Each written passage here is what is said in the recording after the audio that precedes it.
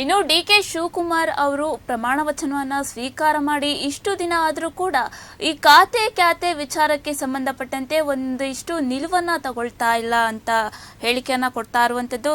ರಾಜ್ಯದಲ್ಲಿ ಇನ್ನೂ ಬಗೆಹರಿಯದಂತಹ ಖಾತೆ ಒಂದೆಡೆ ಕೊಟ್ಟಂತಹ ಖಾತೆ ಇಷ್ಟವಿಲ್ಲ ಅಂತ ಸಚಿವರು ಅಸಮಾಧಾನವನ್ನ ವ್ಯಕ್ತಪಡಿಸ್ತಾ ಇದ್ರೆ, ಮತ್ತೊಂದೆಡೆ ಖಾತೆಯನ್ನೇ ಕೊಟ್ಟಿಲ್ಲ ಅಂತ ಕೂಗು ಕೆಲವರ ಶಾಸಕರ ಮನವಿ ಆಗಿರುವಂಥದ್ದು. ಇದೆಲ್ಲದರ ನಡುವೆ ಹೈಕಮಾಂಡ್ ಬಳಿ ಇಂತಹದೇ ಖಾತೆಯನ್ನ ನೀಡಬೇಕು ಅಂತ ಕೆಲ ಸಚಿವರು ಮನವಿಯನ್ನ ಮಾಡ್ತಾ ಇದ್ದಾರೆ.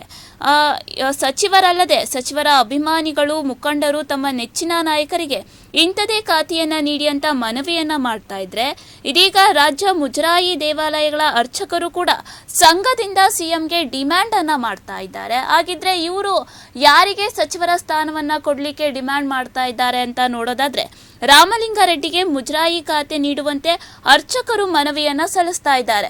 8 ಬಾರಿ ಗೆದ್ದಿರುವಂತಹ ರಾಮಲಿಂಗಾರೆಡ್ಡಿ ಮುಜರಾಯಿ ಖಾತೆ ವಹಿಸಿಕೊಂಡ ಮೇಲೆ ಸಾಕಷ್ಟು ಬದಲಾವಣೆ ಆಗಿದೆ. ಮುಜರಾಯಿ ದೇವಾಲಯಗಳ ಅಭಿವೃದ್ಧಿಗೆ ಕ್ರಮ ಕೈಗೊಂಡಿರೋದು ರಾಮಲಿಂಗಾರೆಡ್ಡಿ.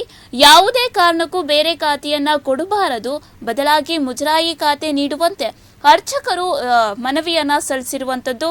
ರಾಮಲಿಂಗಾರೆಡ್ಡಿ ಅವರಿಗೆ ಮುಜರಾಯಿ ಖಾತೆ ನೀಡುವಂತೆ ಅರ್ಚಕರ ಸಂಘ ಮನವಿಯನ್ನ ಮಾಡಿರುವಂಥದ್ದು. ಮುಜರಾಯಿ ದೇವಸ್ಥಾನಗಳ ಒತ್ತುವರಿ ತೆರವು ಮಾಡಿದ್ದಾರೆ.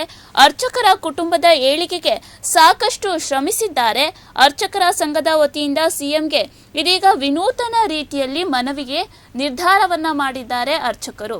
ಜುಲೈ 15ರಿಂದ ಆಗಸ್ಟ್ 15ರವರೆಗೂ ಕೂಡ ರಾಜ್ಯದ ಎಲ್ಲ ಮುಜರಾಯಿ ದೇವಾಲಯಗಳಲ್ಲಿ ಬೃಹತ್ ಸಮಾವೇಶವನ್ನ ಮಾಡ್ತೇವೆ ಅಂತ ಈ ಬಗ್ಗೆ ಅರ್ಚಕರು ಹೇಳಿಕೆಯನ್ನ ಕೊಟ್ಟಿರುವಂಥದ್ದು. ಇನ್ನು ಸಮಾವೇಶವನ್ನ ನಡೆಸಿ ರಾಮಲಿಂಗಾರೆಡ್ಡಿ ಅವರಿಗೆ ಅಭಿನಂದನೆ ಸಲ್ಲಿಸಲು ತೀರ್ಮಾನವನ್ನ ಮಾಡಲಾಗಿದೆ ಅಂತ ಈ ಸಂದರ್ಭದಲ್ಲಿ ಹೇಳಿದ್ದಾರೆ. ಈ ಬಗ್ಗೆ ಅರ್ಚಕರು ಮಾತನಾಡಿದ್ದಾರೆ, ನೋಡೋಣ. ಸಂಘದಲ್ಲಿ ಇಷ್ಟುವರೆಗೂ ಯಾರು ಮಾಡಿಲ್ಲ ಅಂತ ಕೆಲಸಗಳನ್ನು ನಮ್ಮ ರಾಮಲಿಂಗಾರೆಡ್ಡಿ ಸಾಹೇಬರು ಮಾಡಿದ್ದಾರೆ. ಅದಕ್ಕೋಸ್ಕರ ರಾಮಲಿಂಗಾರೆಡ್ಡಿ ಸಾಹೇಬ್ರೆ ಮತ್ತೊಮ್ಮೆ ನಮ್ಮ ಮುಜರಾಯಿ ಸಚಿವರಾಗಿರ್ಲಿ ಅಂತ ನಮ್ಮೆಲ್ಲರ ಅಪೇಕ್ಷೆ ಇದೆ.